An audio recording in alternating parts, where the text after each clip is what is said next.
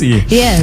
Narindi kureba interview witwa Juno Turamuzanye yagiranye n'abanyamakuru kare avuga uburyo yaragiye guhagarika umuziki kugira ngo abanze yite cyane ku mashuri yige then azagaruke nyuma yararangije kwiga. Byarakunze? Yeah. Nakubwiye ntago byavamo ntaranumva iyo interview. Abo byavamo. Kubera iki se wumva yuko bitari kuvamo? Nakuntu waba agafaranga mwana. N'agafem. Ngumbwire ngo urongere wicare imyaka 4 ku ntebe y'ishuri uri muriga. Ariko avuze ngo arabivanga aho nabyemeye kuko birashoboka cyane. Cyane nejo wundi Chris Breeze twabonye akomeza amashuri. Yeah, ariko ntavuge ngo guhagarika kimwe. None se amashuri akazishurwa n'iki niba ukaba udafite amafaranga. Ejo nabonye Ashton Hall ari mu modoka ari kumwe na Ashton Small amubwira ati you are now a superstar uva mu ishuri ngo ntabwo ukeneye kwiga. Urabizi yuko Ashton Small yiga muri kaminuza. Yego ariko ntashukwe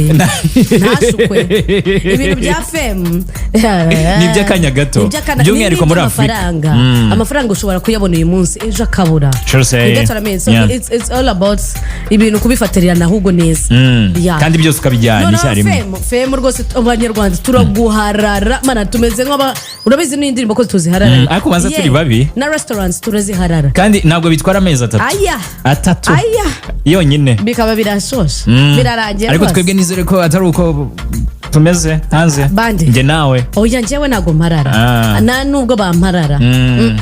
If you love me you love me for real. Nujya uvuga gahunda z'ubuzima bwawe ujye unshyiramo nanjye. Okay njyewe nabanjirije iwanjye kubera ko wishyira imbere cyane. As ladies first siko bigomba kumera. Yes ariko abureka mubwiza ukuri I'm sure ko nawe inzira waciyemo nta muntu wavuga ati arazisiba aravuga ati abu past here trust me abu.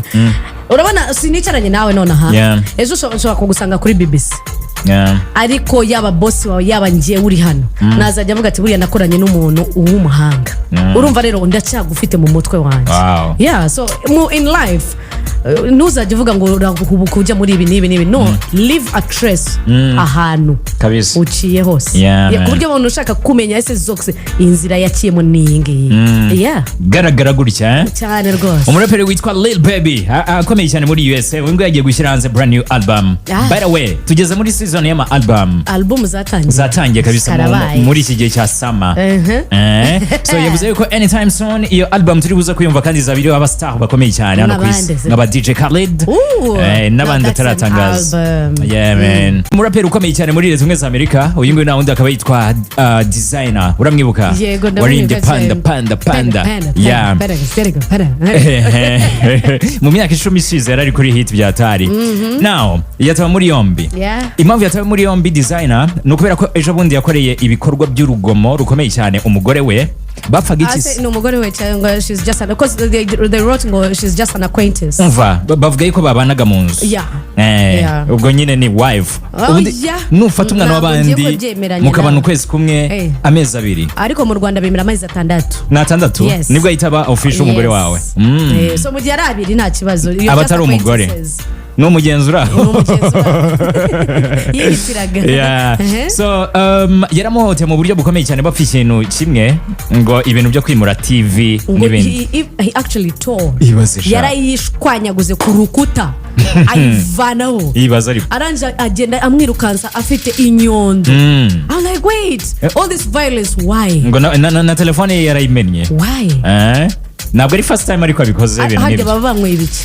Drugs sometimes. Kuko nibaza ko umuntu muzima yakora ibintu nk'ibyo. Usibiye ko ari nanone ari igihe bari kamere y'umuntu hari abantu bakunda kurwana ibintu nk'ibyo ariko abakobwa sha mujye mubireba kare na umuntu urwana buryo mubona kare ubure umujinya we. Ikintu mbakundira abakobwa rero ni mujye mutugenzura kuba wakunze tu. Uzikibaza ahubwo tugira red flag tuzita orange.